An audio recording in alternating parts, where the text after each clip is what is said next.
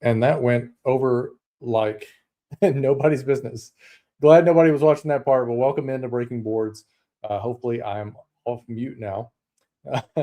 So that was amazing. But yeah, as you guys start to roll in, let me know who's hanging out live a little bit early on this one. Going to try to hop into a few different drafts on DK and see what we can get going. Let's see if we can't get into this 3 max $100 on DK. Let's see how filled this thing is and see if we can get one of these going off here. Checking location. That's wonderful. 2 of 12, so probably not going to be a $100 draft on the stream. Let's see what else we got going here. Get back over to the lobby.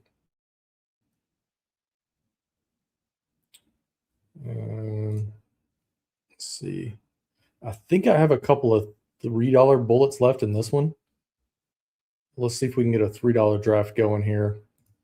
And we'll check on the $100 one for the next one if somebody wants to jump into a $100. 6 of 12, a little bit better off there than waiting on the 2 of 12 to fill. But hopefully you guys are having a good day. What's up, Trevor? If you want to hop in the $3, I'm in the $3 on DK. I think it's the 197K contest over there. And then Mike said, back-to-back Randy solo streams. Holy crap, did Animal Control finally get the Badger? He is... I don't even really know how to put this. He is struggling because he had a few months off work being a teacher and then went back to work this week. And he said the first week is draining for him, which I assume if you give me a few months off work, I would not want to go back to work either.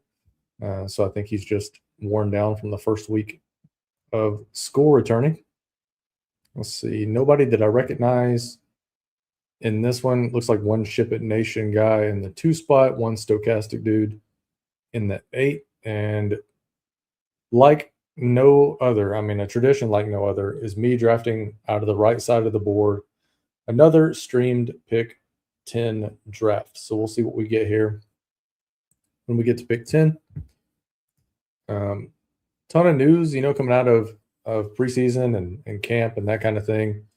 Nothing too major. I saw Ejbuka was having some issues. I saw the Jordan Tyson situation with his hamstring. So if those guys are the guys that are getting injured this year, I'm probably not going to look great when we get to December. But I'm not drafting those guys to, count on their week 1 type stuff. I mean, obviously I'd like to have them healthy, but if they show up at the end of the season, they get me through the playoffs, I'll make it work. Yeah, 40 minutes early, Mike. I was trying to get into the $100. I thought I was going to be able to do some higher dollar stuff to see where we were with that, to see if it would fill before time for me to, go live. But just got on there, tried the $100. It was 2 of 12. We'll check it again after this draft and see what we got going, and see if we can't get into 100 or a 250, maybe even a 555. So we'll check it out, see what it looks like before we get into the next draft. So, Trevor, this is an interesting story. Let's see. I think the year was 2021. My wife and I were travel nursing, and she ended up catching COVID. And then she came home and took a nap essentially and felt better. But I ended up taking my mask off and just saying, hell with it. Let me just go ahead and get it, see what happens. Ended up in the hospital for some time with COVID. Didn't know if I was going to live or not, honestly. It was kind of touch and go. I didn't eat for a long time. My oxygen was dropping into the 60s. Long way to answer a preseason football question, I know. But so I'm in the hospital bed, and the only thing that was on the TV above me was preseason football.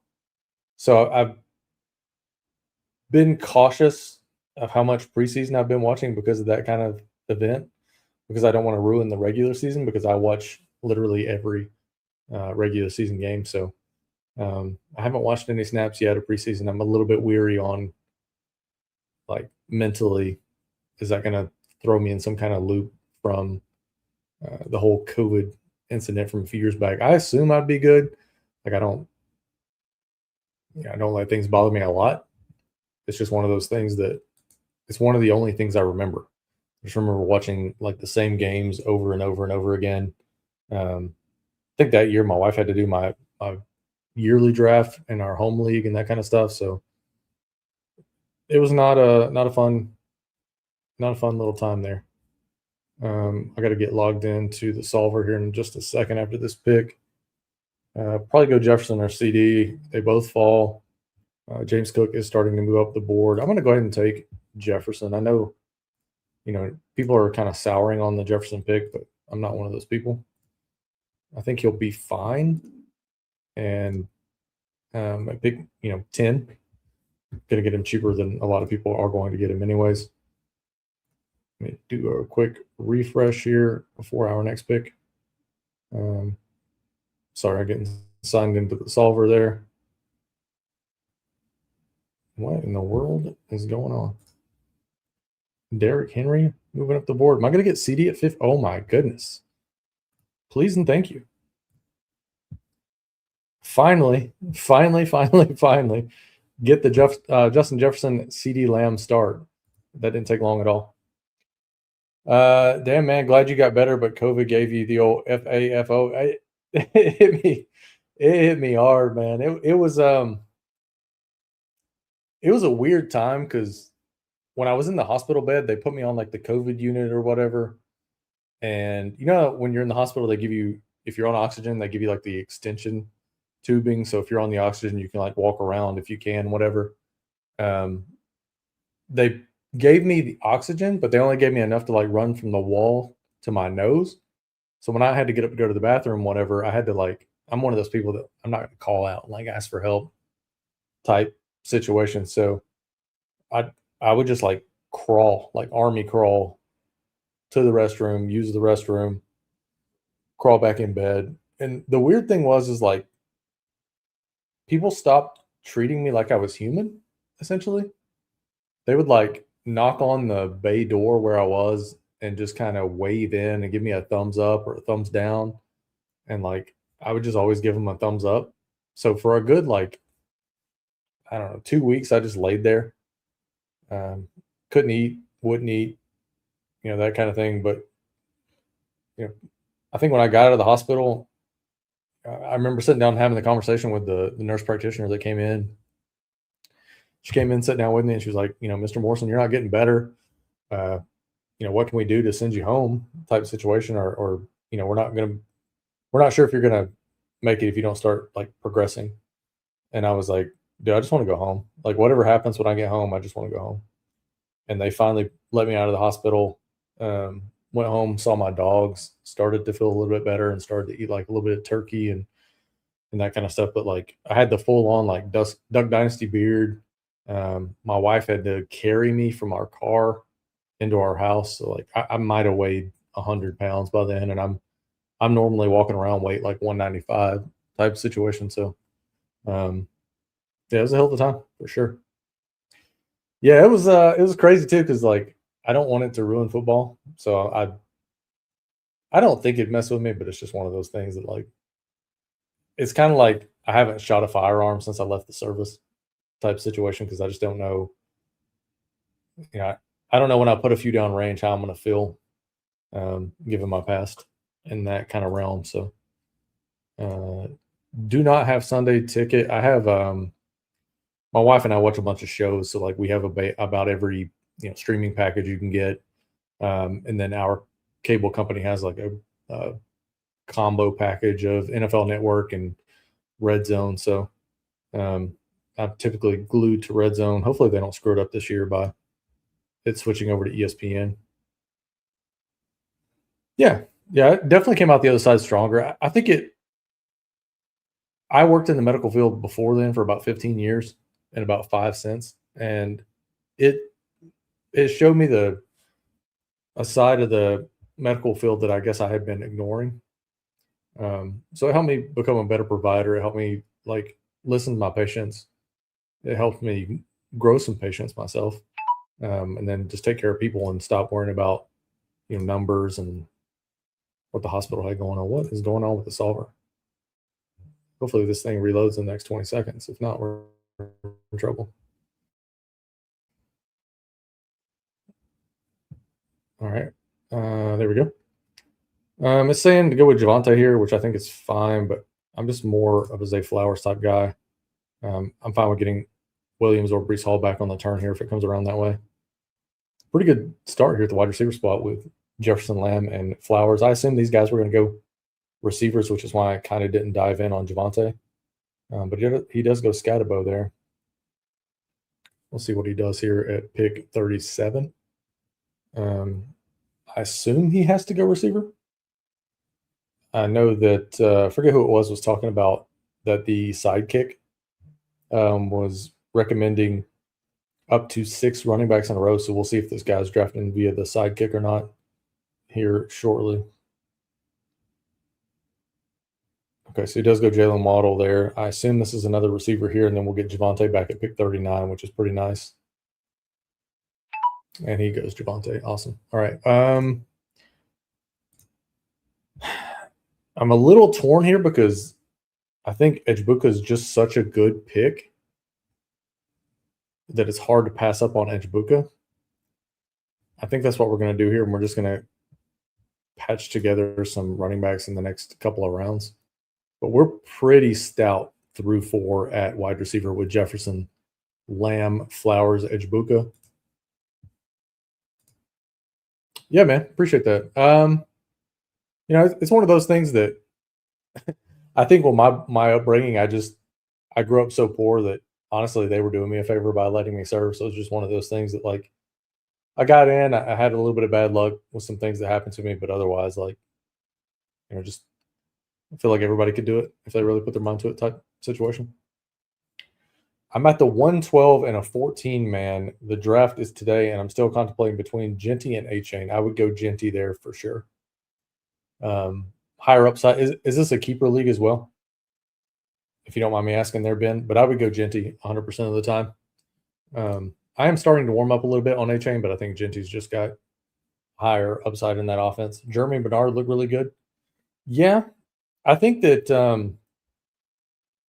I think Bernard's just going to have a hard time getting past the Aaron Rodgers, typically doesn't like to play alongside rookies.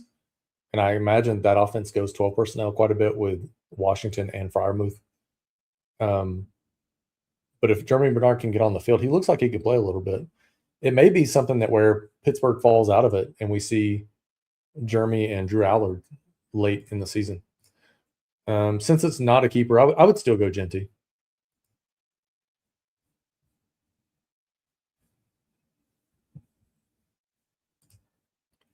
Who do you think is the main target in the Dolphins receiving core other than A-Chain? I think you can get Caleb Douglas super late. He's looked really great in camp. Actually had a really nasty catch here in preseason. I also think that the primary target's probably the tight end. It's probably Greg Dulcich and Caleb Douglas. So you can grab either one of those guys. Should be able to get those guys super late. Douglas will probably climb your board just a little bit. Like I said, if you haven't seen that Douglas catch, go back and check that out. Absolutely insane. Like a falling backwards, fading away over his left shoulder, one-handed catch. I mean, it was sick.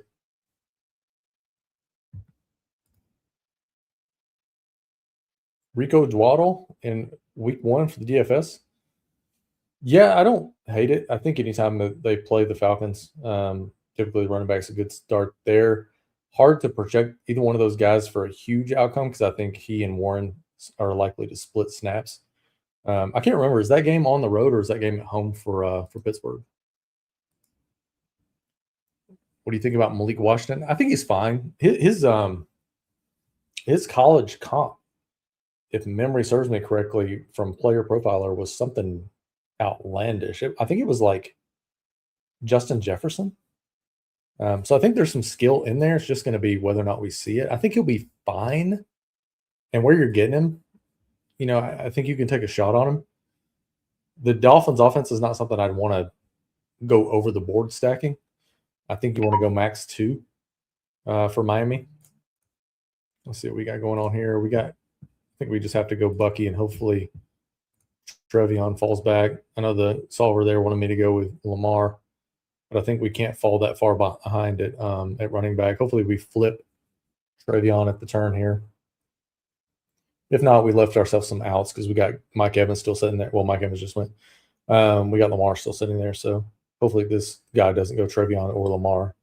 All right, so we're guaranteed one of the two. I know Trevion is getting some flack for his pass blocking, but he had it last year and he still performed fairly well. So through 6 picks for me here out of the 10 spot.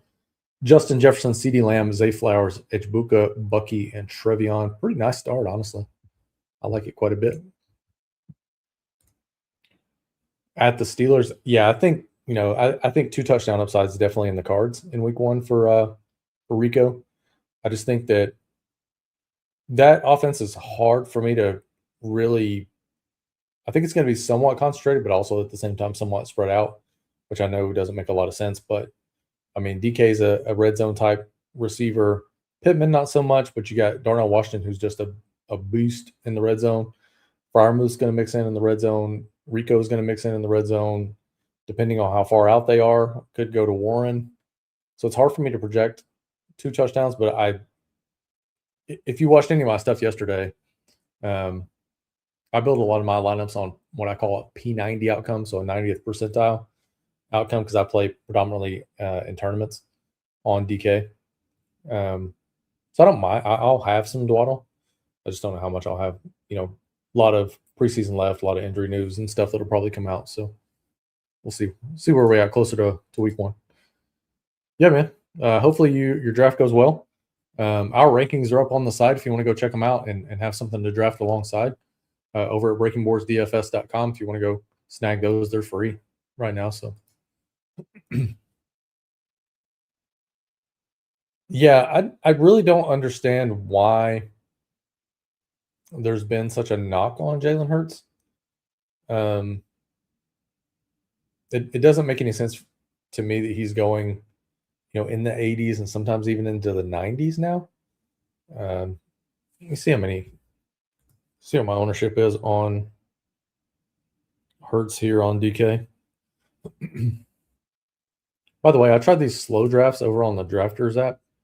I like the Drafters app. I like the concept of the format there, but man, did I mess up doing slow drafts. I hate it.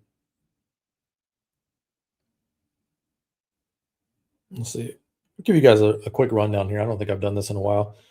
So on DK, my top owned quarterbacks: Tyler Shuck, CJ Stroud, Baker Mayfield, Jaden Daniels, Pat Mahomes, Jackson Dart, Kyler Murray, Jordan Love, Lamar Jackson, Bo Nix, Herbert, Purdy. I have Hurts at 8%. And then I have guys like Tua Tagovailoa and Mendoza shortly after those guys. At the wide receiver spot, this Jordan Tyson news is starting to scare me a little bit because I have 22% Tyson. Rashee Rice, Addison, Zachariah Branch, Chris Godwin, Drake London, Amon-Ra, Luther Burden, Trey Tucker, Ejbuka, Justin Jefferson, J-Mo, Jalen Lane, Garrett Wilson, Jamar Chase, Ted Hurst, McConkey, Jaden Reed, Matthew Golden. Running backs where I'm a little thin because I went later round running backs. So I have Justice Hill and Kamara are my highest on running backs. And then I have Brian Robinson, Tajay Spears, Derrick Henry, Jalen Warren, Keaton Mitchell, Bucky Irving, Tyrone Tracy, Tank Bigsby, Dave Montgomery. I have a lot of like mid-round guys there. And then tight end, I pretty much went all mid to late round tight ends this season. So let's see where we're up to here. At the turn, flip back over. Could get the double with Godwin, but I think what I'll do here is I think I'll snag Harvey, which will give me almost a guarantee one of these top receivers right here. Let's see. Either one of these guys have a QB. So the guy in the 12 is likely to go receiver. I don't know if either one of those guys would go running back.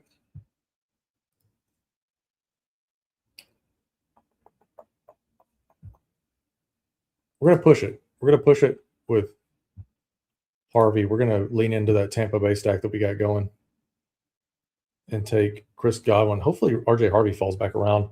I assume the guy that just took Sutton will likely take.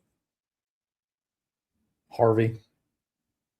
I just figured both these guys would probably try to go receiver, and then we could get this guy maybe going to QB, which would change things a little bit. There goes Harvey.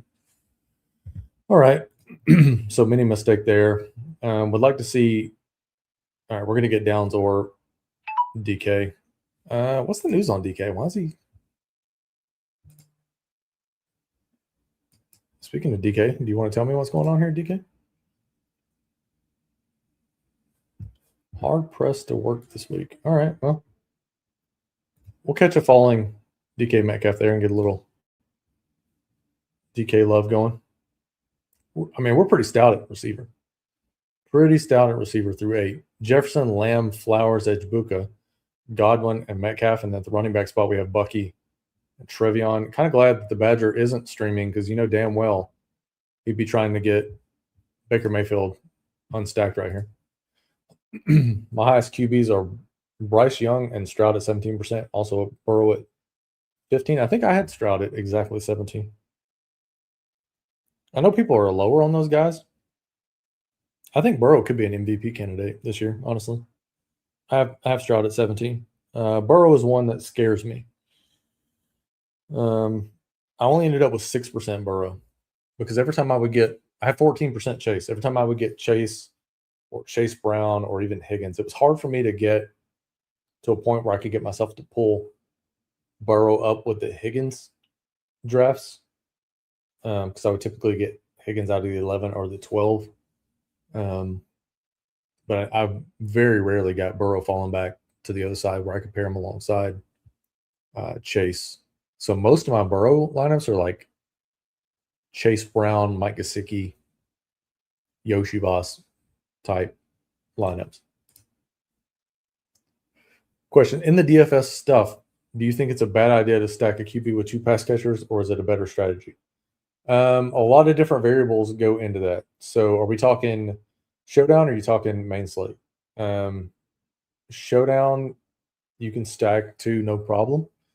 For the main slate, you can stack 2, no problem. It just has to be like it's very tough to stack a team like Cincinnati with, say, Burrow, Chase, and Higgins, because from a point per dollar standpoint, you start to eat into your own ceiling.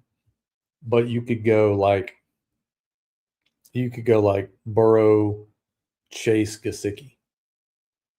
So I don't mind. It kind of just depends on your build, how you want to break that down. So a lot of my stuff really depends on the quarterback too. So if I have like a dart lineup, I'm probably not so worried about trying to get 2 in there. Or like Tyler Shuck, I'm not really over the top about getting 2 in there. Like I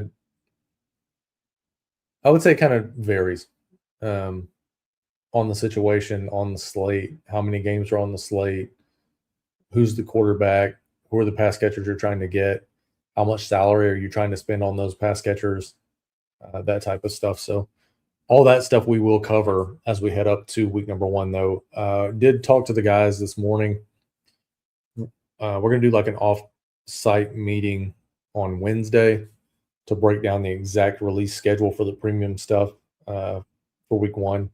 So we're probably going to do this week. We're probably not going to have a lot of content coming out this upcoming week because we're going to nail everything down. The following week, we're going to put out a bunch of free stuff and kind of flood you guys with, hey, here's what we're offering. Here's what we got. See if you like it. See if it's for you, that type of stuff. And then the next week after that, we'll probably go live. I think for myself, for Showdown, I'm going to cover the Wednesday, Thursday, Sunday, Monday for that first week, and then just do like the Thanksgiving, the Christmas Day, weird slates after that. But I'm going to continue to cover every Thursday night, every Sunday night, every Monday night, which you'll get a lot of stuff for that. All my projections, all the sims that I run, the sims guide I'm going to put out, the Showdown breakdown, so you can just log in if you only have a few minutes and kind of shoots it out to you. Hey, here's who I'm playing and here's how I'm playing them type situation. So a lot of cool stuff coming. Probably be some kinks that we'll have to work out, but we'll get it all situated, and hopefully you guys enjoy it. And if you end up signing up for premium, which I'm going to do a premium show for Showdown right before the Showdown slate to let everybody ask questions and kind of let you a little bit farther into my process. Wow. Stribling at 105. Okay. I really don't need these receivers here, but the value's crazy. Big 106. I think for the sake of it, I'm gonna take Chuba here because I don't mind getting Golden, Addison, Lemon, or Pittman falling back, and then next turn we'll try to grab Baker. But we're gonna put out a lot of stuff along those lines. I'll probably do like a 30, 45 minute free showdown slate, almost like the show I did yesterday, but not so in depth that I went yesterday. And then I'll probably break away and do like a 30-minute premium show for all the subscribers. And then I'm sure that'll run long because once I get to talking about it, I don't mind talking about it. And I'm going to be building my own rosters as we're sitting there. So, yeah, a lot of hanging out coming up here in a couple weeks. Wow. People are really scared off this Pittsburgh situation. I'm not, though. So we're going to go with Pittman. We'll figure out the quarterback position at some point. We got 7 receivers that are strong. So we're probably done at receiver at 7. Maybe we add an 8th one really late. Drafted 42 best ball teams. I tried importing them into the free solver tool and it kept track of all my teams. So what you want to do, Trevor, is go over to, if you go to Firefox and download, I'm assuming you're talking about DraftKings. If you go to Firefox, you can download your CSV through Firefox, and it's very easily uploadable. It'll actually sync to the solver. If you keep having trouble with it, shoot me a DM over on X at breaking_boards, and I'll help walk you through it step by step. It's fairly easy to get uploaded, but if you're trying to use like Safari or if you're using a Mac or if you're trying to use Chrome, it can be kind of tedious. But if you're using Firefox, it's fairly easy. Be careful on Chuba. He's dealing with a hamstring again, just like last season. Yeah, not overly worried about it. Like I said, I've said this quite a few times over the offseason. I don't think either one of these backs is a lead back. I think Jonathan Brooks is probably max 55% of snaps. I think Chuba is probably max 55% of snaps. I think we'll see ETN or A-Chain or, mix in there, whatever his name is. But I don't think you can hand either one of these guys the full load, full pause. So I'm not really like overly worried about Carolina. The one I'm really worried about right now, and it's just because I'm going through the same thing, is was it Luther Burden that had the groin issue?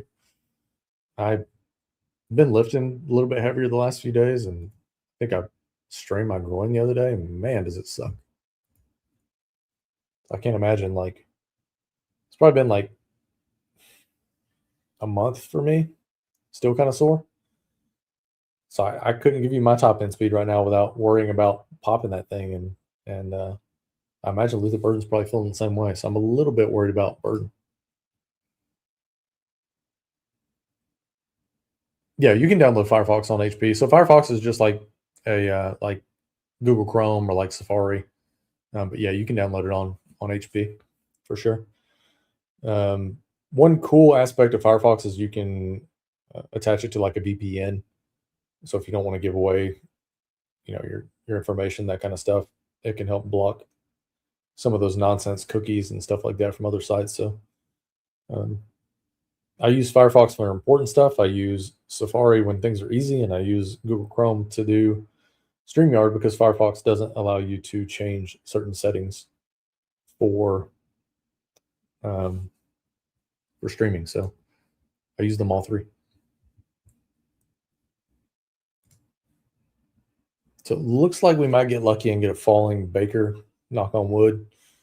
130 would be great. Not sure what quarterbacks are left. We do have the double with Rodgers that we could get later on. It's a little late for Debo at 124 when you had Stribling go off at 105. I mean, I'm not sure that there's that big of a gap between those two. So, I think we almost have it bass backwards where we have Stribling at 105, Kittle at 114, Debo at 124. I'd probably lean Kittle at 114, Debo 124, 125, and then Stribling Probably like the 130 range. Oh man, that sucks. There goes a bunch of quarterbacks back to back to back.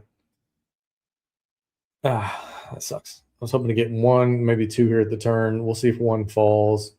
Got to be Baker up top for us. If not, we might go Coker and just go 9 boss receivers. Crazy that there's this many decent guys left on the board at the receiver position. Probably go Coker or Aaron Jones as things sit right now. Tracy or Keaton Mitchell next. Don't have.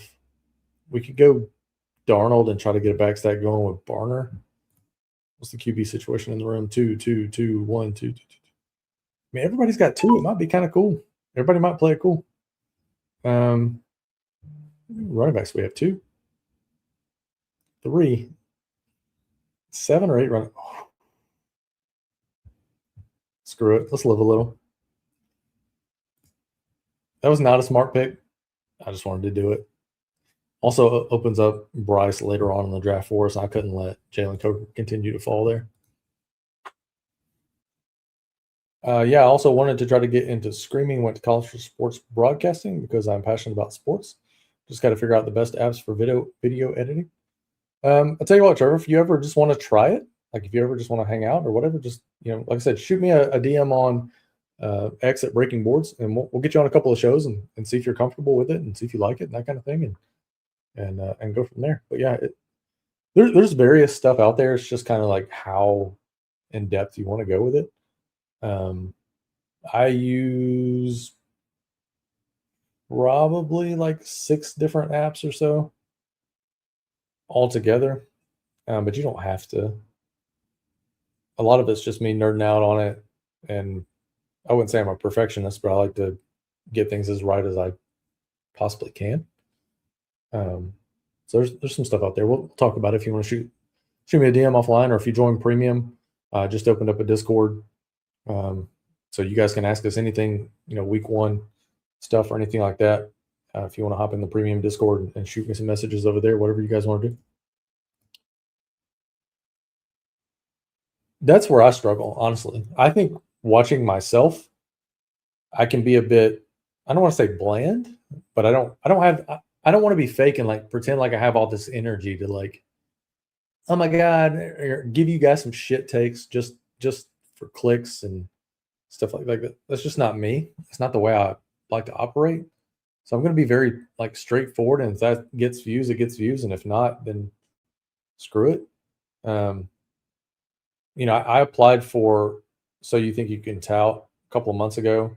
I was a little, which I'm not going to sit here and like hate on Pete. I think he did a hell of a job. Like, I do not admire or wouldn't want to be in that position of trying to narrow all that stuff down and come up with the concepts and all that kind of stuff.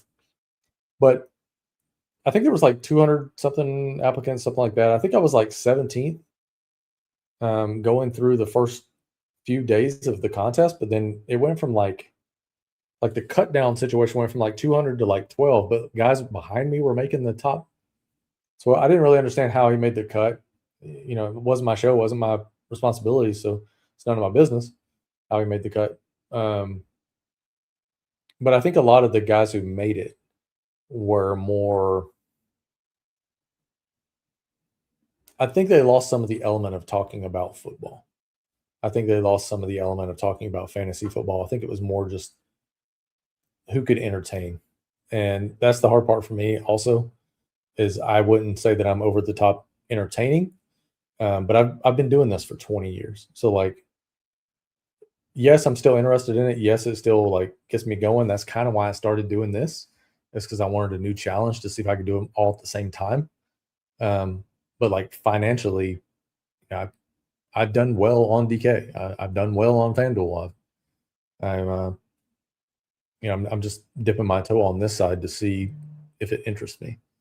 So far it has, and hopefully I can keep that going.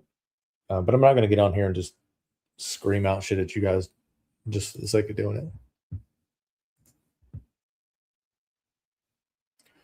Hopefully we get Bryce falling one more spot here. We do have some back stuff with Cam Ward if Bryce doesn't fall. We could get Ward, and we could get Gunnar Helm. Would like to go Tajay Spears, but honestly, there's a lot of late running backs that I just don't understand. Like Tank Bigsby and those type guys. Does anybody have anybody in Tennessee? Okay, so he does have a Tennessee guy there at the end. Does he have? Let's see if we can't get crazy here. Hopefully he doesn't go Bryce. If he does, we'll just take Tajay. So we'll queue those guys up. We'll try to get cute here at the turn. Either way we go, we have two quarterbacks. Like I said, there's Gunnar Helm that we could get at the next turn. If that falls through, there's Calvin Ridley. If that falls through, there's DK and Io Manor. Like there's some options for Cam Ward. I just wanted to steal him from the guy in the 12th spot, honestly. Okay, so one more pick. We're going to get the perfect turn here for us. Okay, we got it. All right, we're going to go take Bryce here. Done at QB. And then next we'll just have to worry about stacking up somebody, hopefully Gunnar Helm, in the next turn. Like this draft so far, though. Through 14, Justin Jefferson, CeeDee Lamb, Zay Flowers, Emeka Ejbuka, Bucky Irving, Travion Henderson, Chris Godwin, DK Metcalf, Chuba Hubbard, Michael Pittman Jr., Baker Mayfield, Jalen Coker, Cam Ward, Bryce Young. Probably do one more draft if anybody wants to hop on. Just let me know, what type of price range we're talking about, and we'll make it happen. Yeah, that's great. Was it Joshua Baez, I think is his name? I think it was what's his brother's name that plays for Javier Baez? I think it's his younger brother. So I assume he's going to be a decent player given that the pedigree of the family is there. That's kind of why I live in Braves country, and a lot of their stuff I didn't really understand. When they traded William Contreras a couple of years ago, Wilson Contreras, that's his brother. And Williams looked like he can ball in Milwaukee. So anytime that somebody comes up with that has some pedigree, I tend to look at them a little bit, as a stronger prospect versus somebody who doesn't have any kind of family pedigree in sports. Also helps if the mom was athletic. I've been doing really great betting baseball this week. I'm probably up I don't know, $3K on 300 for the week. Got some really, really lucky runouts with a couple parlays. I get the VIP boosts and stuff like that. So I get the 50% boost, so I can get, a 2 RBI parlay, 100 will get me 1,000. I've hit I think it's 3 of those this week. So it's been a hell of a week for baseball. But as soon as we're in DFS season for football, I'm out on baseball. The only thing I'll pay attention to, which I'll actually check now, is my MLB best ball. I put in, I think it was 51 teams on Underdog into various contests. I didn't throw them all in the $15. Let's see where we're at with it right now. Moving forward, of the 16 teams that I made into round 2, I'm moving forward 7 of them. So I'll take that.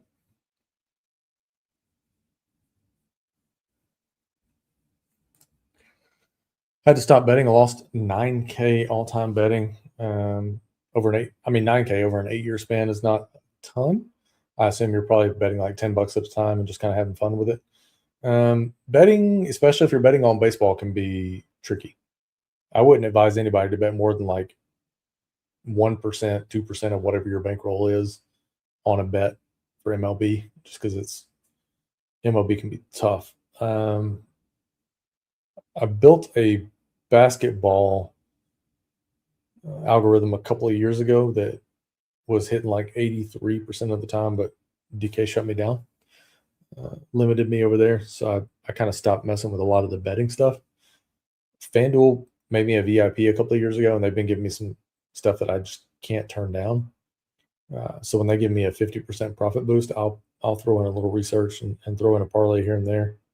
But it's not anything I'm I wouldn't say, I'll probably spend 5-6 hours a day focusing on NFL. I'll probably spend about 30 minutes on MLB. One more pick here, and we'll take Gunnar Helm. Hopefully he falls. He's down the board a little bit. We could go Dylan Sampson. That scares me. I mean, he's 191. We could go Dylan Sampson. And maybe try to play this turn here.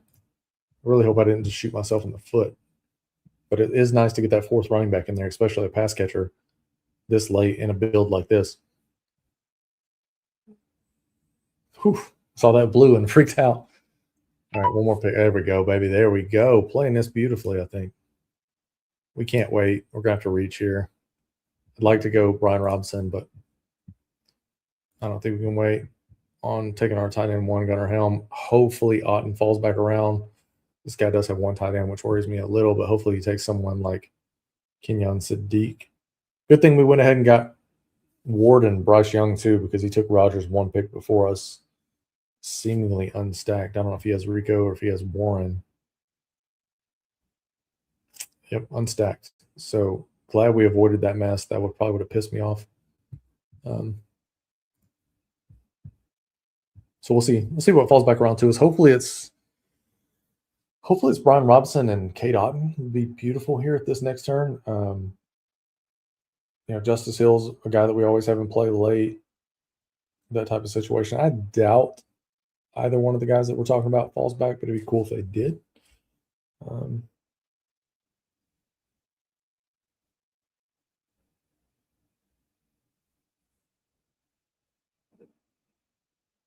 Well, I've blown up my phone here. We started watching another YouTube channel called Mr. Ballin a few years back during the pandemic. And she's catching up on all the episodes that I watched back in the day. So she's blowing my phone up about the strange, the dark, and the mysterious. Brian Robinson does go off the board there. Anybody got any home league drafts coming up here soon? I think we have ours next week. I think it's on the 22nd. Was that next Friday? Next Saturday? I'll do about 15 minutes worth of research into the home league before we jump into that. It's been a weird week. The Badger says that he's been working too hard. He only had 3 months off, went back to work for a week and needed to shut it down for a couple of days.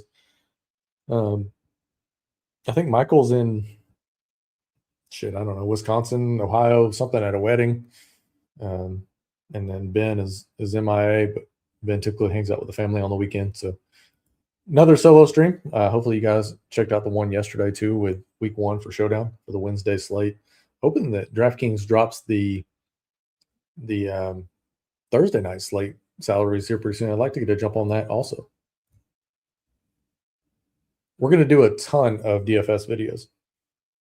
Also going to do a live stream every Sunday morning for everybody to ask questions and that kind of stuff.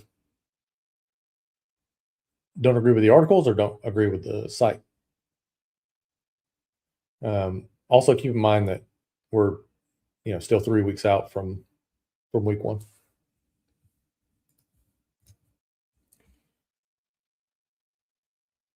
$30, man. I remember the day. First of all, happy birthday. Big birthday, big milestone, turning 30. I'm in my 40s now, and the best advice I could give you, man, is just find some perspective in life, find a pace in life. Don't let anybody get you off that pace, and enjoy it. You might feel old when you're 30. I promise you're not. So if you want to get your life situated, your 30s is a good time to do it. Start working out, start eating better, start drinking water only, that type of stuff.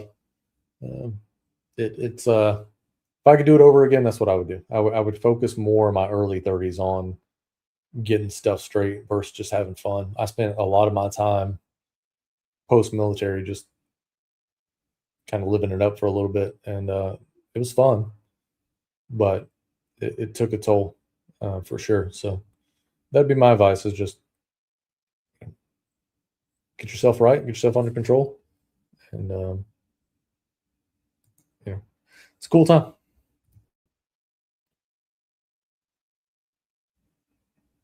It changed a lot whenever Tyson went out, honestly.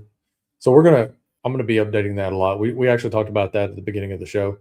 I'm going to update all my projections next week. That was kind of the free stuff that you read so far was just kind of to give you the idea of what type of information that we would be putting out, and the depth of the information that we would be putting out. Not that it was actual like useful information. Everything's going to change before week 1, even now. Like what we're talking about right now won't matter next week. Everything will change. I think Sean Tucker makes a lot of sense here. Probably flip Hill and then go double tight end at the end here, if that's in the cards for us.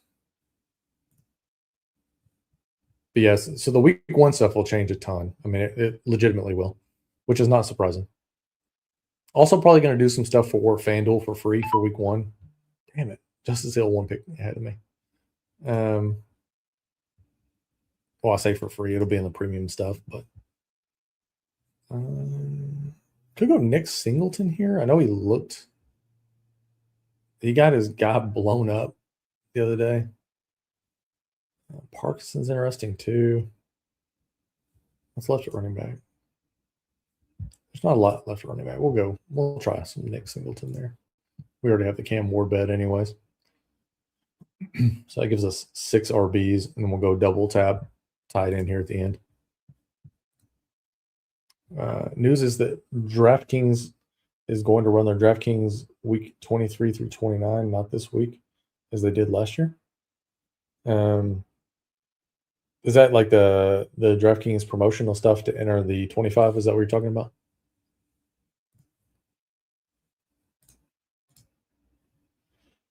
Yeah, I think, it sucks when you're that young and you're already starting to like plan for long-term health. But I promise you, man, if you can actually pay attention to it and get yourself under control in your 30s, it makes your 40s a lot easier.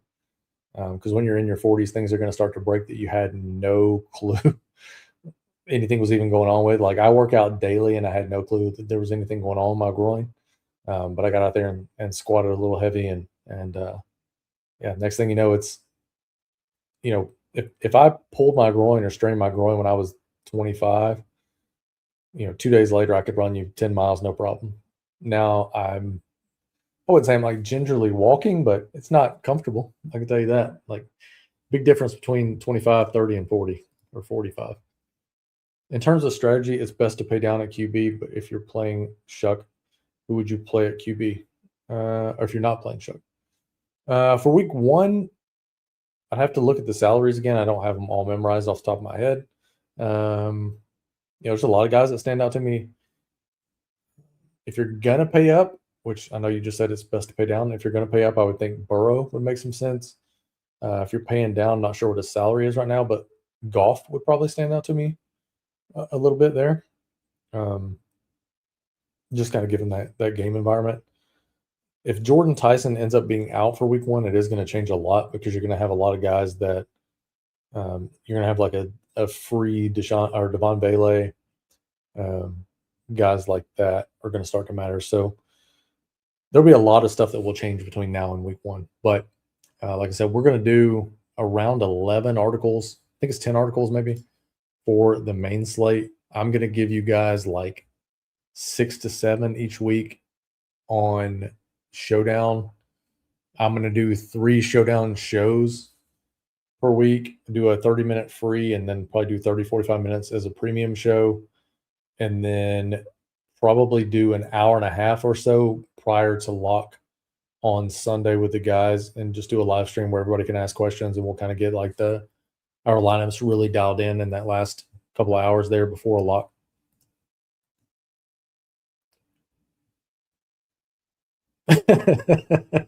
Package also comes with Andy's chip and dip combo.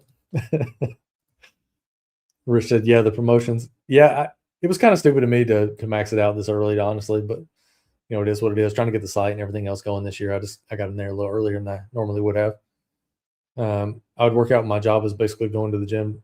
Yeah, I think if you're doing anything with your hands, a skilled labor type situation, it's you get the workout in during the day. There's all different kinds of strength. I was just talking about this with a buddy of mine yesterday he's a bigger guy, but he's like big weight wise type situation. He used to be like super strong. But he was talking to me about, you know, how much can you bench and all this other kind of shit. And I was just like, well, like I like functional strength. Like I don't focus on maxing out bench and all that kind of stuff because I kind of think it's stupid personally. Um, like I do bench in my workout routine, but I'm not in there like trying to see exactly how much I can lift. I'm more like functional strength. And I can't think of a scenario where I'm on my back with something really heavy laying on top of me. Um, so I don't focus on it. Like I'm more like um, core stuff or flies or curls or squats, stuff that I'm actually going to use. Another thing that's like a common misconception too is like as a person gets older, you hear about a lot of people breaking their hip, but it's actually not typically the hip. It's typically like the head of the femur that breaks, and it's just like not using it. Um, so I try to strengthen a lot of my legs and a lot of my core stuff. So whenever I get older, I'm able to like move around still, go out, play around the golf and not have to worry about anything popping. For this draft, like I said, we'll get into another one if anybody wants to join in. We'll do something else here in just a second. But through 20 for me in this one, Justin Jefferson, CeeDee Lamb, good start out of the 10. Zay Flower, Ejbuka, Bucky Irving, Trevion Henderson, Chris Godwin, DK Metcalf, Chuba Hubbard, Michael Pittman, a full stack here with Baker, Jalen Coker, Cam Ward, Bryce Young, Dylan Sampson, Gunnar Helm, Sean Tucker, Nick Singleton, Mike Gesicki, and Darnell Washington. I would grade that draft probably an A-. Running back's about the only position that scares me a little bit thin at tight end, but we are strong at wide receiver and probably at flex there, decent at QB. So we'll flip back over. Anybody let me know if you want to jump into a draft, and we'll hop into another one here. Do I play FanDuel? So I will for week one. FanDuel has a $5 contest where they're giving you back site credits for any lineup that doesn't cash. So essentially it's a free roll with a shot at $1 million. If you've got $750, an income that you can burn there, I would max it out. It's likely you're not going to win money in that contest, but for the off chance you do hit the $1 million, that would be great. And you're automatically getting every dollar back in site credits, so you can play it forward. If you're playing something in week 2, week 3. I'll put out some stuff for FanDuel, probably be in the premium stuff, but it'll just be like add-on stuff. So I'll probably run a projection sheet, that kind of stuff, and some sims for FanDuel. I'll especially have it for week 1 as we move closer to the start of the slate. Let's see if we can get into this $100 and see how close this thing is to filling. If it's like 8 of 12, we might try to get in there. If it's still 2 of 12, we're probably going to sit this one out. 5 of 12. This is filling about 3 every hour. I don't want to say for 2 more hours, 3 more hours. Trying to get that to fill. I was trying to get a higher dollar entry in here for you guys, but we'll see where this one is. If it's 1 of 12, we might try the 250. 4 of 12. We'll give it a couple of seconds here and see if it fills up. If anybody wants to join in the $3 on DK with me, hop in there now. Let's see, 4 of 12. Is it moving at all? Okay, 7 of 12. So we are filling up on this one. Probably just do this one for today. So if anybody wants to jump into this one, hop in there with me. But yeah, we have a lot of stuff coming for the week 1 slate for sure. Like I said, 10 articles. We've pretty much split it up to where each one of the guys are going to write 2, and then I'm responsible for the rest. And we do that because I don't want everything to be from one standard point of view. So the way Michael sees the slate is going to be different than the way I see it. The way that Ben sees it. So Ben's essentially just going to run sims. His mind essentially is just like he's a statistician for his career. So he's strictly just going to see things via the sims, and he doesn't care what the name on the paper is. He just cares about what the sims say. Adam's the wild card. He's more of like the he doesn't mind playing the weird guy to get off the board. And if he's doing a 150 set, he's doing a 150 set, trying to get 1 to 2 to 3 to 4% of every player type situation. Michael's more of the conventional wisdom hesitant a little bit. So he doesn't make a great tournament player, but he is good for cash and smaller field type tournaments. And then myself, I'm pretty much all over the board. I don't really play cash much anymore. I play more like smaller field, higher dollar tournaments, and then I'll play like the big stuff. I typically avoid the Millie Maker just because it's so top heavy. So we'll mix it up. We'll talk about, especially if you're in the premium, chat. If you're in the premium Discord, if you're in the premium live shows that we're going to do, we'll talk more about specifically what contests we're all playing as we get closer to week 1. And then, I tend to agree with Trevor here. If Tyson's out, it's going to make guys like Juwan Johnson, maybe even Kamara, because this is the most healthy Kamara's probably going to be all season. Makes those kind of guys a little bit more interesting in week 1, just kind of depending on price sensitivity there.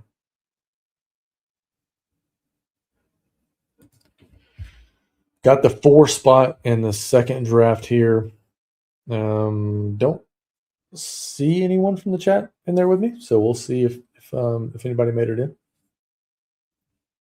But probably do this one and then go find some food for the day. I just rode the bike for 15 miles. Even when my groin messed up, still very sore. So if I seem out of it, I'm in some pain right now. I like to row for about 10-15 minutes. Anything past that starts to hurt my back. And then I try to ride the bike for as long as I can for the time being until I can lift again. Hopefully he goes Puka here and I can get Chase. I assume he will not, or she. But be cool. I assume they auto drafts Chase. 4's become a really interesting spot because nobody really knows what the hell's going on with Puka. It's impossible to pass on Puka at 4 right now until we know more. I mean, dude's just seemed like a guy who got a little bit of fame, got a little bit of recognition, and he's just losing his effing mind. So I don't love clicking Puka, but at 4, I think you have to. Going to need more Michael and Ben so I can find out good jokes for them. You and Andy and I catalog now. Yeah, it's you'll see Ben more in the regular season. Like I said, I think he's more of a DFS guy versus a best ball guy. Michael's been in and out because they have they're still active. He's a little bit younger than I am, so they're still active and going to weddings. And actually, kind of a sad story, and I don't want to share too much, but there was an incident that happened. My wife's family friend, they were in Aruba, and the wife got hit by a car, and unfortunately didn't make it. And we were talking the other day because we were talking about being younger. Trevor was talking about turning 30, being younger, and when you're in that younger season of your life, you're going to more weddings, and at the later stages, you're going to more funerals. It's crazy, but yeah, Michael's going through the wedding stuff, and I'm on the other side of things. I think in the grand schemes of life, I'm on hole 11. I think it's about the way I feel right now. So still some golf left, there, but I'm definitely starting to feel some of the age stuff creep in for sure. Let's see. Anything crazy going? Wow. Okay. Gibbs, Bijan, Chase, Puka, standard. Amara is my 5. JSN is my 6. I dropped CMC just slightly with this, already with this injury stuff. But Lamb at 16 is super late. Cook, I don't think I can get behind him at 8. I'm more of like a Cook at 10 to 16 kind of guy. Taylor's fine. Barkley's a little bit higher than I would have had him. Jefferson's a good value at 11 in my opinion. Genty fine. Brown moves up to 13. Hampton 14. A-Chain 15. Sure. Lamb at 16 is crazy. AJ Brown, He's a guy that I've moved down in my ranks. Some of the underlying stuff, heard some concerns about his knees. Also, that the Rams did some in-depth stuff with his profile and they thought about trading for him. Wow. JSN at 6, Kenneth Walker at 19. That's a head start. Bowers goes there. Let's see who's still left here. Drake. I think we'll go Drake London. I like Neighbors, but until we know for sure on the health, I think I would put London slightly above Neighbors, but this guy's going to go with Neighbors. Yeah. Maybe should have thought through the week 11 stuff there. Hopefully we can get a Olave back here at the pick 28. Nothing too crazy. I think the days of getting Neighbors and Rice at the turn are probably over. They didn't last very long. There was a couple of weeks there where you could get Chase at the 3, Neighbors at 22, and Rice at 27, or Rice at 22 and Neighbors at 27. I think those days are probably dead. Kyron at 25 is a little early for me.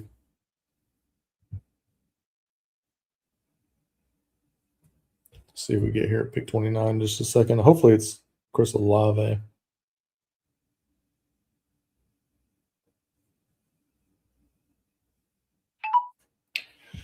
So Olave does fall to us here. Week 17 situation with Drake London. So I like the start. We've typically gone receiver early. It's just been the way it's fallen to me in almost every draft. You can still hit the shitter and get back on the 8th hole.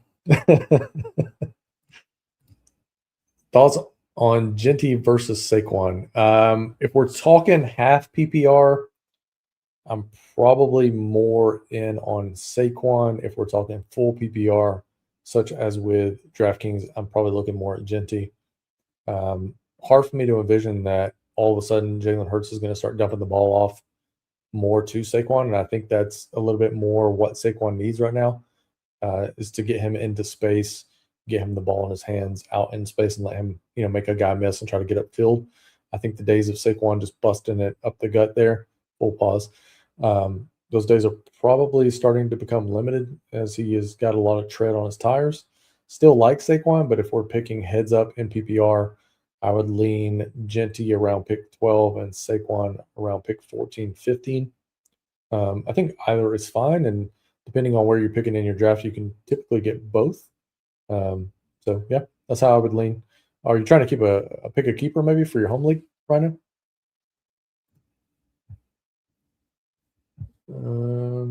Let's see. Nothing too egregious really so far. It kind of looks pretty much like a standard draft. Not in the order I would select it, but I think everything's fine so far. Like nobody's getting pulled up the board to the point where we're throwing out a draft or anything of that nature.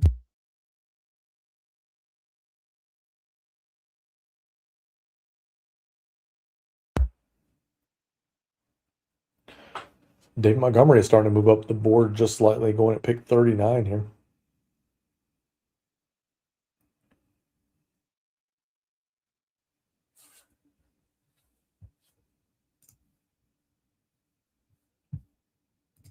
See, round 1 was Gibbs, Bijan Robinson, Jamar Chase, Puka Nacua, Amon-Ra, JSN, CMC, James Cook, Jonathan Taylor, Saquon at the 10, Justin Jefferson, Genty at the 12.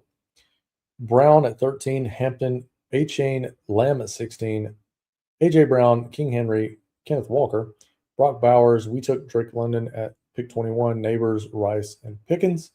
And then round 3 started Kyron Williams, Nico, Trey McBride. We get Olave to get the week 17 bring back with London. Jeremiah Love, Lad Ejibuka, Devonta Smith, Josh Allen, Zay Flowers, Breece Hall, T. Higgins. And then round 4 started off with Loveland, Garrett Wilson, David Montgomery, Ted McMillan, DJ Moore, and Jalen Waddle. Let's see. We'll flip back over here in just a second and see what we got going for us here. Likely to go with a running back. Obviously, top of the screen right now is 5 of them, so really don't care which one I get. Prefer Javonte if he falls. Don't mind getting A-Chain as well here. for the Week 17 stuff with that Atlanta-New Orleans game. I'm leaning into that one pretty heavily. I do prefer Scatterbo to A-Chain, like, in a vacuum, but given the Week 17 stuff, we're just going to lean into that Atlanta-New Orleans game turns into a shootout. Started a few more slows. Someone took, McBride at 6. That's a little rich for me. I mean, I assume that's somebody that is just now logging in for the season, doing a little bit of game log watching, and they're like, man, this tight end, I can get a jump on the league. But just not the same type situation, in my opinion, for McBride in 2026. I don't hate him. I just, I want to be in that 30 to 35 type range on a guy like McBride, in my opinion. So yeah, I'd be out at McBride, especially at pick 6. I did do 12 slows, and man, it's murder. I hate doing slows.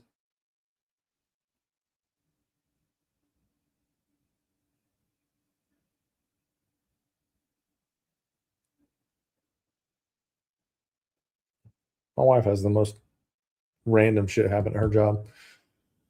I guess the transformer just blew, so they were seeing patients, and like I said, she's a provider here in the town that we live in, and the transformer blew, and now that she's trying to doctor people up in the dark. Let's see, flip back over to the page here. I'm not going to shy away from him. Okay, so he goes off the board, doesn't matter. Quinshon's fine here. Jamo's fine here. Parker Washington is another guy that I think is starting to get steamed. Nothing crazy there. I think we're just based on schedule, I think I'm going to go Jamo. Would have liked to have gotten Jacobs there. But that's what it is. We get Jamo. So in round 5 so far, Devonta Adams, Luther Bird, and Josh Jacobs, and Jamo. And then to close out round 4, because I'm not sure where we left off. I think we left off at Waddle. At the 4-7 Swift, 4-8 Javonte. We took Travis A-Chain out of New Orleans. Cam Scatterbo goes 46. Michael Tootin, 47. Scary Terry, 48. And then after us taking Jamo in round 5, we have Christian Watson and Parker Washington going off the board. So pretty standard for a $3. It's fairly. It's actually different for a $3. They tend to get kind of wild, especially seeing the amount of people in here that don't have any kind of emblem. We got 5 guys in here that aren't, haven't been playing on DraftKings for a while. So it looks like it is primarily going to be a picking around ADP type draft. Jadarian Price is one that we talked about yesterday on the showdown slate. If you want to go check out the video for that, I did put up about an hour-long, 45-minute-long video on the first showdown slate for Wednesday's contest that's upcoming here. Jadarian Price is somebody who I think in that contest is going to be over-owned. I think that the field is going to think that they can read that situation better than what I actually think they can. I think we're likely to see a 3-headed monster in week 1 there. So I'll probably be under the field on Jadarian Price when he comes up in week 1 in showdown. And if I do play him, I'll probably play him at the captain spot. That way, if he goes off, I'm looking at hitting first place and not, 200th place.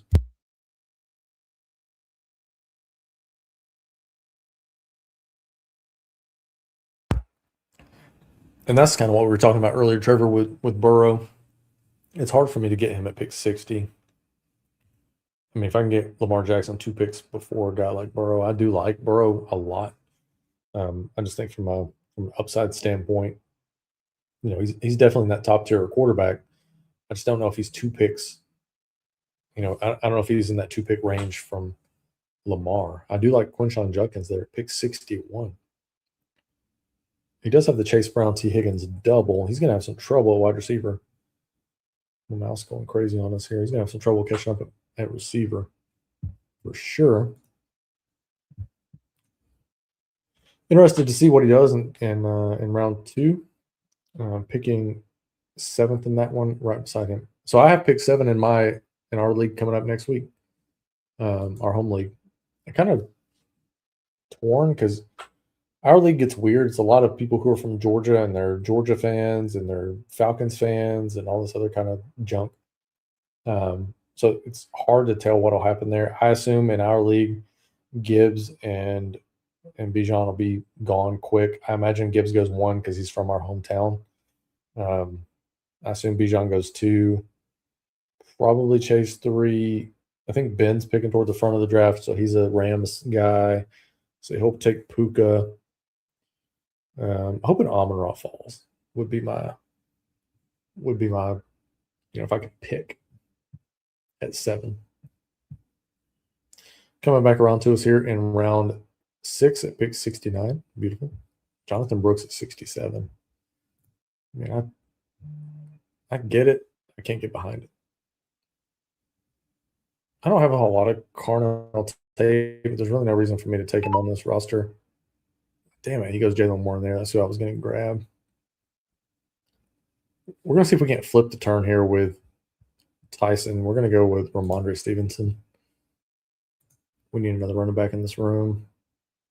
Hopefully we can get Jordan Tyson pick 76. I doubt it, but we'll see if we can't get that full game stack going. I know people are shying away from him, so hopefully I can sneak in when nobody else wants to get in there. Let's see what's going on. Let's see what's going on with baseball. Not really interested in it most of the time, but I will say that we're getting ready to go to the semis in best ball. 16 teams in the playoffs currently, and right now I'm moving forward 7 of them. So 7 into the semis. Hopefully I got a shot at MLB there for best ball. So still no Tyson.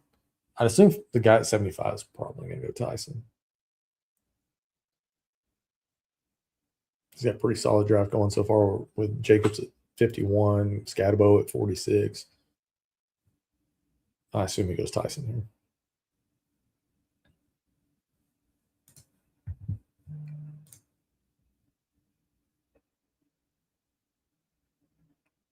Hopefully he was going to go with somebody. Oh, Quentin Johnston. Jaden Daniels is a good pick here. We're going to go Tyson. I know people are scared of the hamstring. I'm a little bit leery of the hamstring. I dropped him in my ranks, but when I can get him a couple of rounds later than what people have been normally getting him, I'll lean into it a little bit. I assume he's probably good by like week 4 with some re-aggravation risk there. But it is what it is. We'll take a shot, see what we can come up with there. At pick 76, I think that's just too late for the talent. Also gives us the full, we got A-Chain, Tyson, Olave, London. Would ideally get Pitts at pick 100 and then get Shuck on the way back around. Would be beautiful there. We'll see what falls back to us.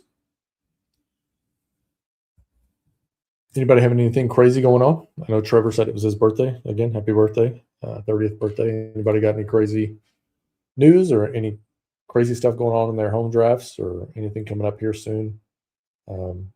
Again, if you're playing DFS for week 1, FanDuel has a risk-free contest, $5 with $1 million up top, where you get $750 to max enter. You get back all of your entries that don't cash. You get back every dollar that doesn't cash in site credits. So I'll be playing that one for week 1. We'll put out some content for our premium folks for that. And then on DraftKings, I think there's a $5 milli. Also, I'll probably max that one just out of boredom. And then I'll play my regular stuff for week 1. I typically don't mess around I run my Sims. I include the millionaire contest, but I typically don't mess around with the millionaire contest, just given how lopsided the payouts are. But when they're $5, I don't mind taking a chance at it. But I don't want to spend $3,000 a week, throwing darts at a super small dartboard, I guess you'd say. So I won't be entering the $20 150 max milli every week or anything like that. I'm more of the smaller field. I want to see my returns almost instantly there. And that's where I've had my luck in the past, is a smaller field, 200 man, 1,000 man type contest, and even smaller when it's the bigger money stuff. But I appreciate everybody hanging out with me on a Sunday. Like I said, I hope everybody's having a good Sunday and relaxing a little bit. And I know for most of us, it's back to the work grind tomorrow morning.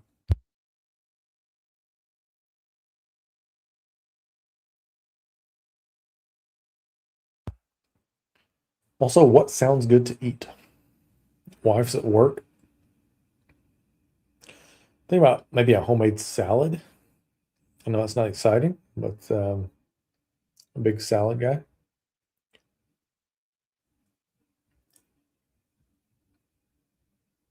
Could also pivot and maybe order some food. So I'm up for any kind of ideas. If anybody has any idea, will not be messaging Adam about this because I do not want pantry salmon, whatever the hell it was that he said a couple of weeks ago that made no sense.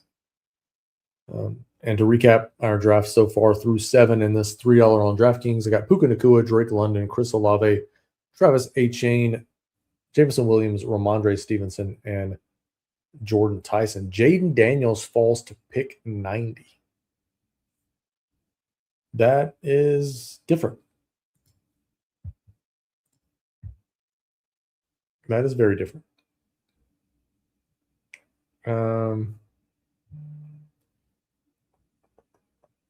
They may have tight ends on the side, tight end.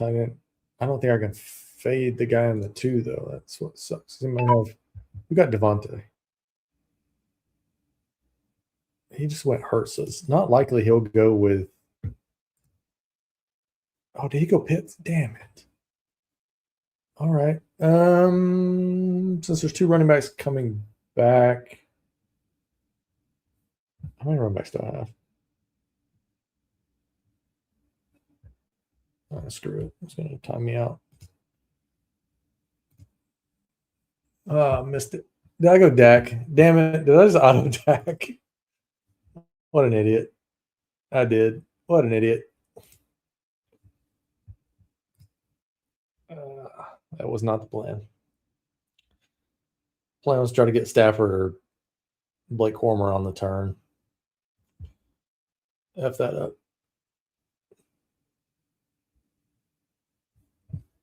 Probably likely to go Stafford here.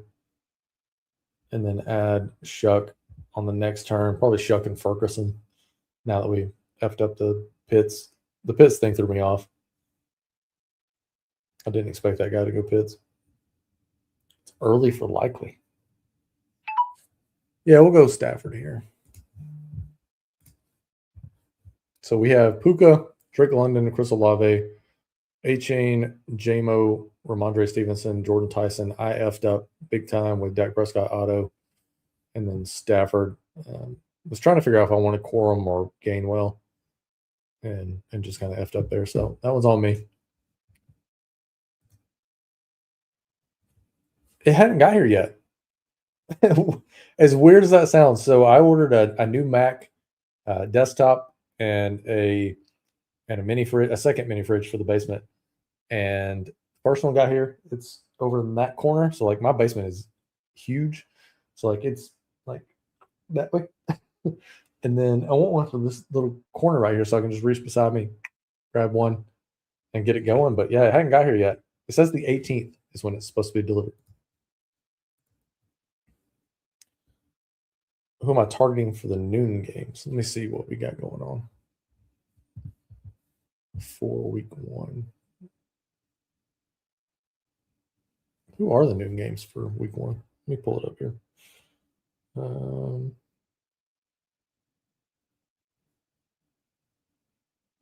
Feels like I should probably have it memorized by now, but unfortunately I do not.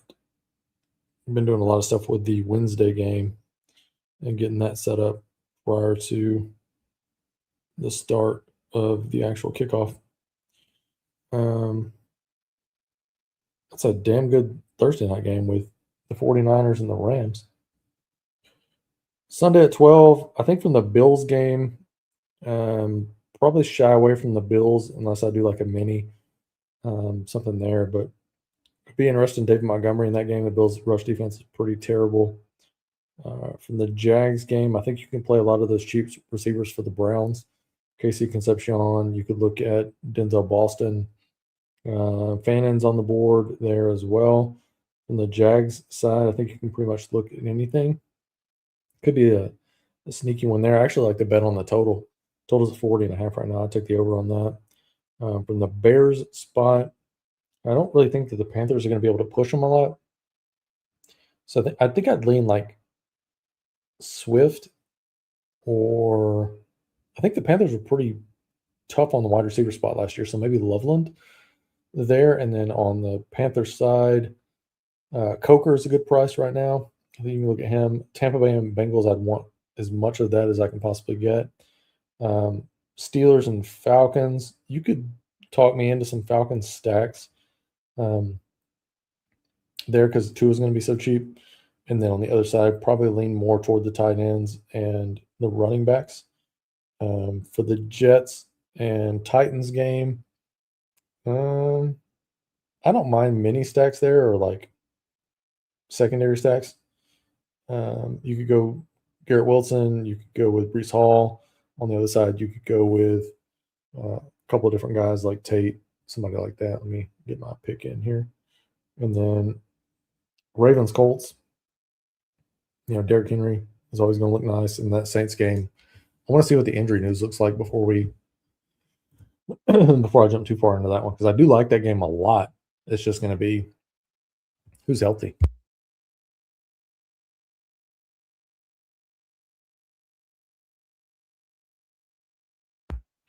Can't believe I screwed up and got. It's going to force me into this turn too. I screwed this draft up with that auto pick. This team looks so much better with Blake Corum or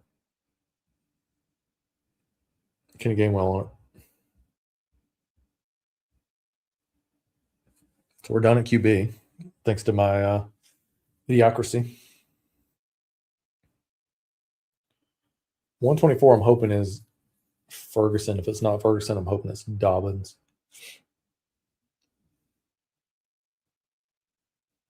I'm just not. I think the price tag's too high on Flournoy. I do like what I saw from Flournoy, but he kind of reminds me about what we talked about yesterday with like Torrey Horton or with Kayshon Boutte. Like, I like those guys' skill. I just don't know if it's going to translate, because I don't know if he's going to have the targets that he would need to turn them into anything. What's the week one food setup looking like for each day? Wednesday night, I'll probably have dinner with the wife and then have a couple of beers and then come down and record the live stream. Thursday, probably nothing too exciting, but Sunday morning, probably have a full spread of like all your typical bar food, because everybody will be over, the guys will be over, and we'll hang out in the basement and watch Red Zone for 37 hours, and then I'll go live with you guys before Sunday Night Football, and we'll talk about Sunday Night Football. Do you know how stupid it sounds to pick Jake Ferguson over George Kittle? I can't do it. Screw it. We're abandoning the ship. That Dak pick was so damn stupid. Can't believe I timed out.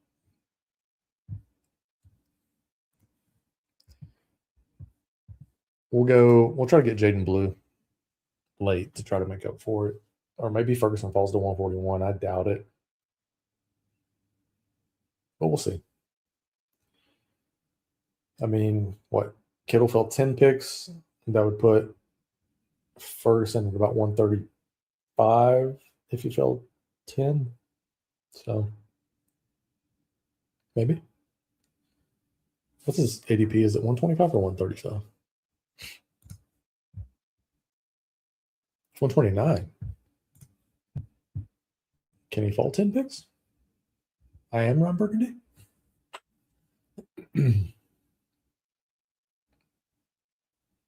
Pretty good price on Jacoby Myers at 127. I should have had a better draft in this draft, for sure. The Dak pick really. I was almost planning on Kyle Pitts, Corum or Gainwell if they fell back. If not, Stafford. Shuck coming back. And then I would have gone with, Dobbins went one pick before me, so I probably would have still gone Kittle. So then I would have been still playing catch up on running back, but the Dak pick hurt me for sure. For sure. I need a Badger cam that day. We should set something up. He said something about, so we thought we're going to do a live stream for like an hour and a half before each main slate. I forgot what he wanted to call it, but he wants to do like a Badger, section of that live stream where it's just we pan to him and he Badgers plays or something. I don't know, some stupid shit that he came up with. So we'll see what it looks like.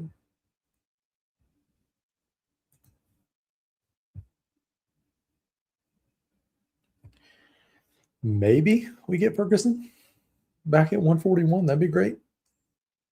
If Ferguson falls to 141, I'm feeling a lot better about the Dak screw up, because then we just have to get right at running back. If Ferguson doesn't fall, there you go. I think we have to try to get at least Jaden Blue. Wow, Marshawn Lloyd at 136. Rich, is that your burner? Dash 1029. I can see why he needed the dart now, the cigarette there. Oh no, that's the guy next to him. Bolt fan. Rich's burner.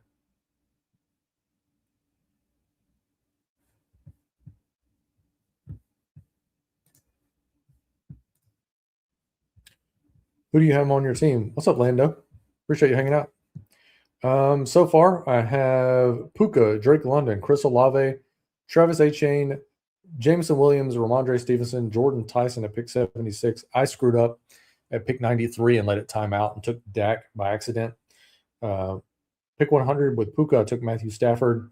With Tyson, Olave, and Etienne, I took Tyler Shuck at 117. And then at 124, got George Kittle.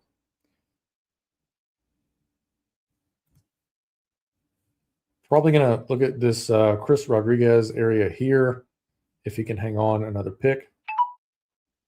He does. Snatch that value there with Chris Rodriguez. I'm going to try to get Jaden Blue with Dak. Like I said, that Dak pick really screwed me up. Thought I was going to get Pitts there or Corum or Kenny Gainwell, and I just timed out.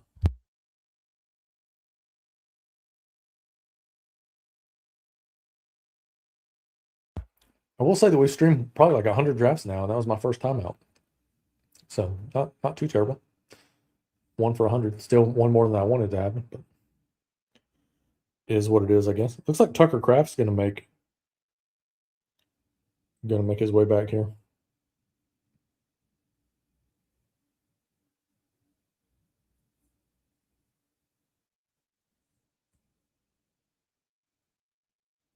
So hopefully Tucker Kraft comes back for week 1 and is good to go off the injury.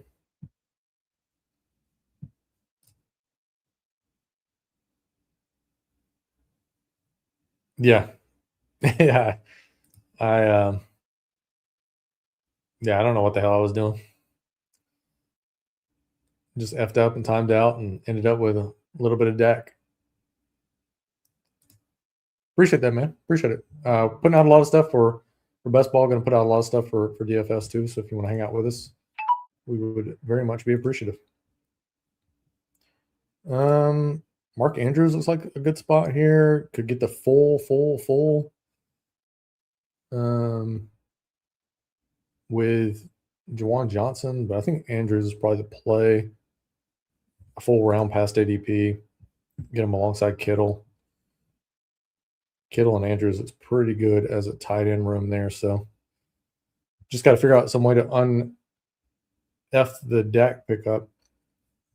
Hopefully 165 is Jaden Blue and 172 is Ryan Flournoy. If that's the case, I don't hate it nearly as much. But man, I'm kicking my own ass for not just snapping off Corum or Kenny Gainwell.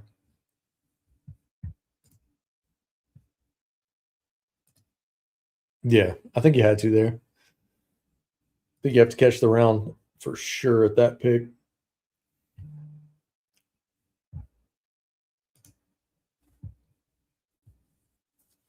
we have anything egregious going on in this thing? The Dak thing really effed me up, and I got hung up on that. Josh Allen falls to 33, not out of the realm of possibilities. I've seen him fall to 40. Drafters has been crazy. Drafters has been like pick 40 to 45 on Josh Allen, which I think is more appropriate. I think he should be like the 3-4 turn, in my opinion. Burden at 50 seems late. Jacobs at 51. A little early for Tyler Warren for me at 56. Jonathan Brooks all the way up at 67 now. Trevion falls to 65. Quinshon Judkins at 61. Tyson with the injury stuff goes 3 picks above Steph Diggs, so you could get in the 140s earlier in draft season. Jaden Daniels falls to 90. 3 picks before my dumbass autoed Dak Prescott. Alec Pierce at 106 with the injury there. Addison at 114. Golden at 110, which was pretty standard a few weeks ago. Kittle at 124, I think is good value. Jacoby Myers at 127. Coker at 130. Marshawn Lloyd at 136 is a bit early for me. Andrews at 148. Otherwise, it's been kind of ho-hum in this one.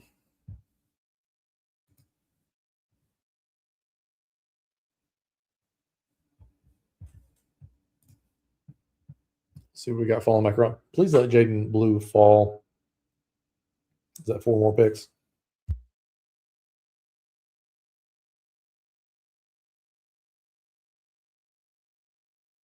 You know, it's a hell of a draft you got going when you're rooting for a guy like Jaden Blue to have to fall. I think if we can get Blue and Flournoy, I think we're back on track. I'll at least be less pissed off of myself for having the Dak situation happen.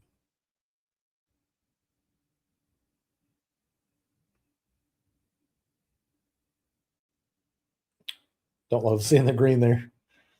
I assume this guy goes tight end, would be my guess, given that he started so late with the tight end position. Could go running back or receiver, really, either. Doesn't look like his roster makes a whole lot of sense, so it could just be random. It could be on auto. Caleb Douglas at 163. We do get Jaden Blue. Okay. Kamara still sitting there also. Oof. Did Jaden Blue go and I just didn't see it? Oh, no, he's still there. 20 picks on Kamara. I've already got A-Chain. Now. I hate passing up on 20 picks ADP. That's tough. But if I'm making the bet on A-Chain, I don't want to have to make the same bet. We have so much New Orleans on this team with Tyson, with Olave, with A-Chain, with Shuck. It's just hard for me to see A-Chain and Kamara having a good enough season to, you know, I can't see it. I can't see all 5 of those guys having a year that would, you know, make it relevant for me to take all those guys. Now, if he falls to here and Flournoy doesn't, I think it's good. We're going to have to think about it.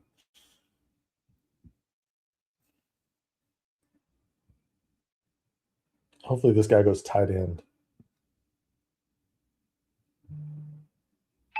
Oh, 30 picks on Kamara.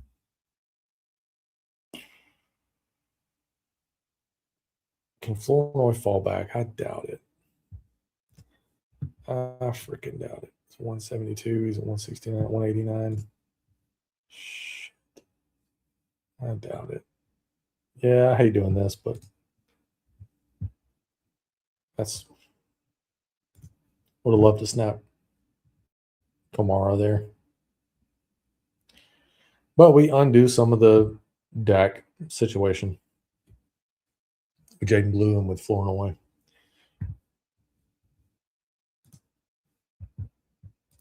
Probably the last one for today. I've been live for about 2 hours now. So probably just hang out for another 20, 30 minutes, finish this up, recap the draft real quick, and then get out of here. And then I'll probably be back with you guys Wednesday or Thursday night to do probably 2 more drafts. We'll try to get a couple of the $100 drafts off on Wednesday or Thursday, maybe a 555 if we can get one to fill. And then the next Monday, we're going to hop into the 250, do the single entry for that and get that out of the way.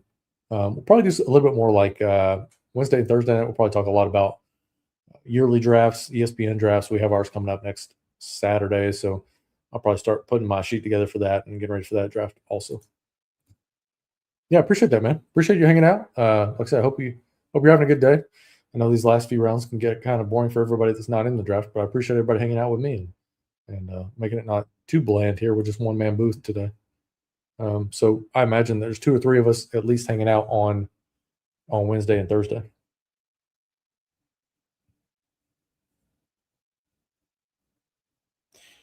Let's see what this underdog George Kittle news is. Oh, Kittle was talking about his recovery from the AC or the Achilles injury.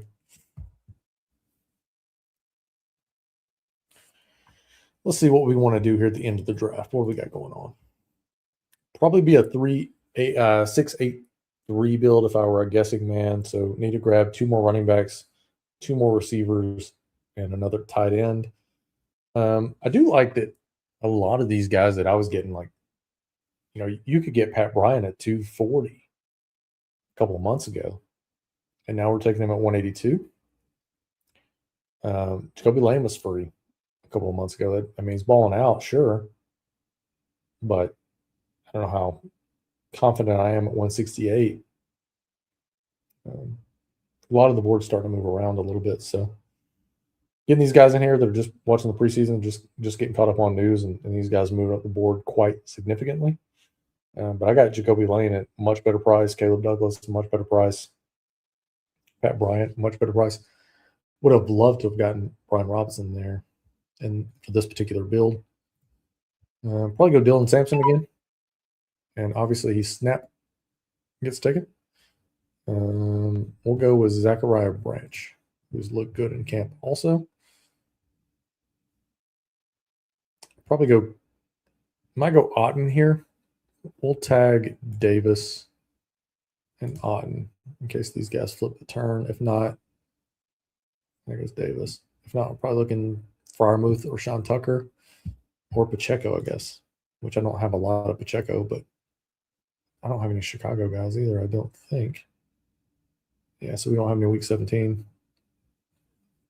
That's a ton of ADP value with Pacheco.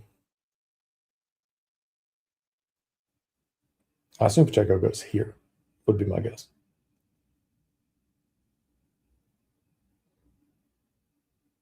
Could be Freiermuth. Yeah, there goes Pacheco.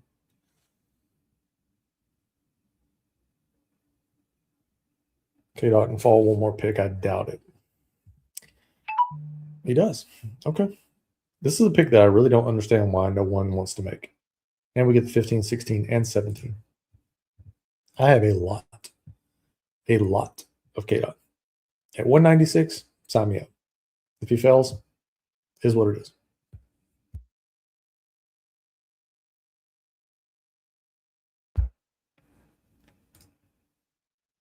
Do you think we're going to be any good this year? I think your defense will be better. I think the offense will be, relatively the same as it was last year. I think if you can keep Pickens happy, I think you'll be good this year. But if Pickens starts to go off the rails, fighting for a contract, I think the season could get messy. But I would expect Cowboys are probably a wild card team. Just live on YouTube for now. We are starting to do a lot of shorts. So got some YouTube shorts up. Got some TikTok stuff that's going to be coming down the pike also. So, but yeah, right now just long form stuff on YouTube. Sweet. I'm glad you got that up, man. How do you like the tool over there at the solver? Again, if you guys are going to purchase the solver tool, use the code BB26, 20% off your first month of the solver tool. If you're putting in any kind of volume, you need some type of tool. That's the one I use. I've used it for years before I jumped into streaming, but that's one I use for sure.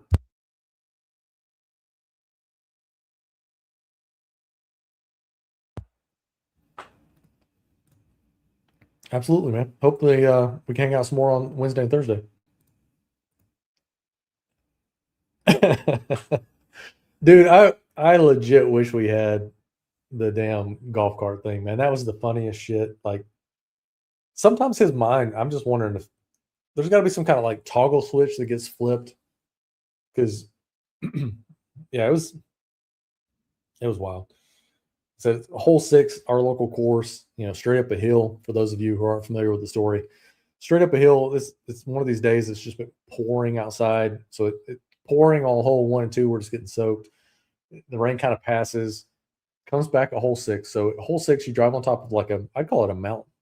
Drive on top of a mountain. You climb a flight of stairs up to like a little hill that's on top of the mountain. Par 3, you hit off, whatever.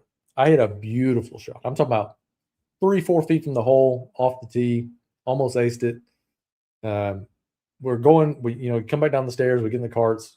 Adam's in front of us. He's starting to go down the hill first, doesn't apply the brake at all, and just completely spins out, gets ejected from the golf cart, almost flies off the mountain. Luckily, he hit a tree, which stopped him from making the full spill. Yeah, I wish we'd have caught that shit on video because it was hilarious.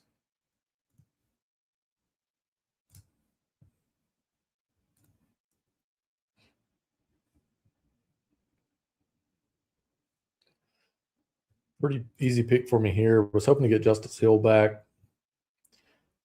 We'll go Ted Hurst here if he falls.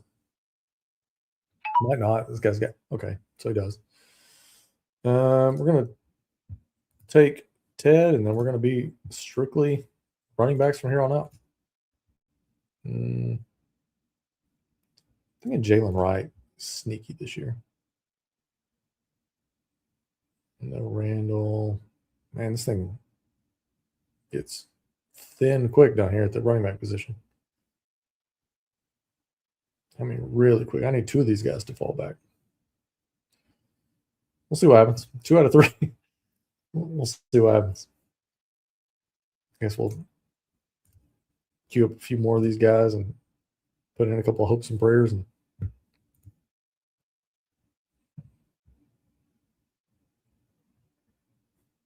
237 is going to be a tough pick if it starts going a bunch of green for sure.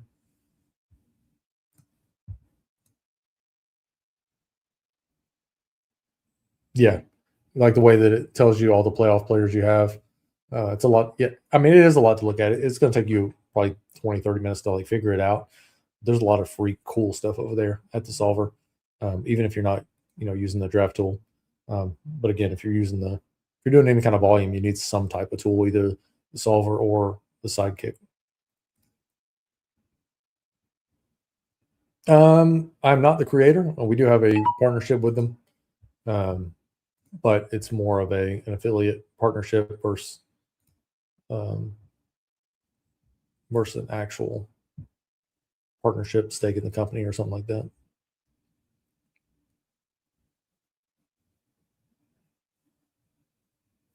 Took Kalen Black there. He has been out with a little nagging injury, but who hasn't in San Francisco? And all reports were that he was kind of having a Stribling-esque camp before he went down. So hopefully he's the RB2 there. I do think it's going to be an ugly season for San Francisco this year.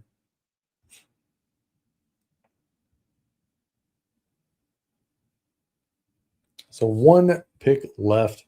We'll kind of go ahead and go through this and grade it. That way we can get out of here whenever this pick happens, because it's not going to change much. Puka Nacua at the 4, Drake London at 21, Chris Olave 28, Travis Etienne at 45, J-Mo at 52, Ramondre Stevenson at 69, Jordan Tyson 76, Dak at 93 on auto like an idiot, Matthew Stafford at 100, Tyler Shuck at 117, George Kittle at 124, Chris Rodriguez 141, Mark Andrews at 148, Jay Blue at 165, Ryan Flournoy at 172, Zachariah Branch 189, K. Dotton 196, Ted Hurst 213, Kalen Black 220, and we'll take a running back here at 237. I'm going to give myself a C+. Would have been probably an A- or a B, B+ type situation had I not effed up the Dak pick.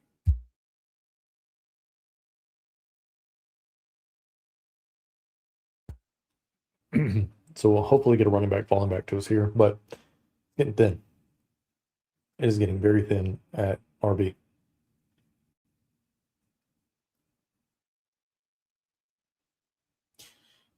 Just a quick question for you guys. How many of you guys plan on playing the main slate and showdown for DFS for FanDuel and for DraftKings?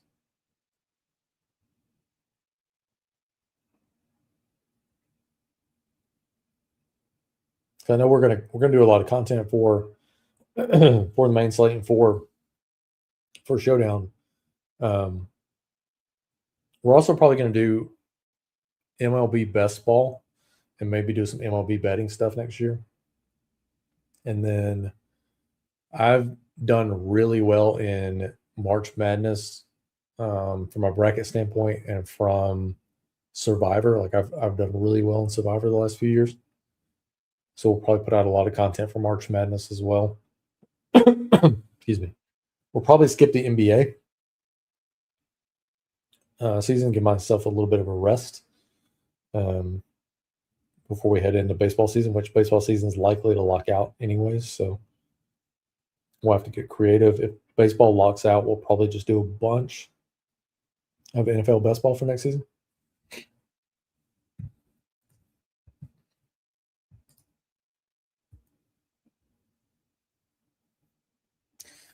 I would use the tool to draft because I know it probably gives you an edge, but it's just not within my budget. Yeah. If it's not in your budget, man, don't stretch yourself thin for sure. Let's see. Back around to us here. Let's see who's on the board still. Probably go Jalen Wright. I think there's some upside there, honestly, with the backups in Miami. So we'll give it a C+. But yeah, appreciate you guys hanging out. We're going to hop out of here a little bit early. These last couple of picks don't matter, but appreciate everybody hanging out. Appreciate everybody commenting. Mike, Rich, Trevor, Lando hanging out with us. And we'll be back Wednesday, Thursday night. We'll do a couple more drafts, and hopefully you guys can get in there with us and knock it dead then. But we appreciate you guys, and we'll see you guys next time.